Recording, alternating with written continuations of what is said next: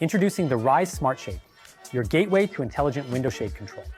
Let's take a look at how we can motorize your window shades without using any tools to install RYSE. All you need is 3M double-sided tape.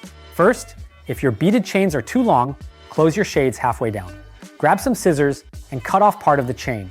You'll want the beaded chains to hang down about 60% of the height of the window or just below half of the window.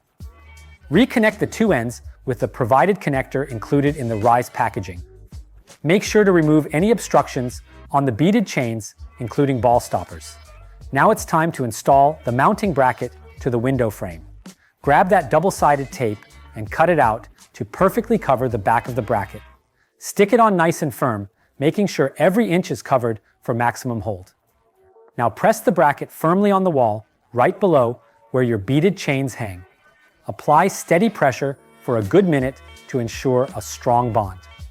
Finally, loop the beaded chain in the sprocket wheel and slide the device down onto the mounted bracket, pushing down until it clicks securely into place.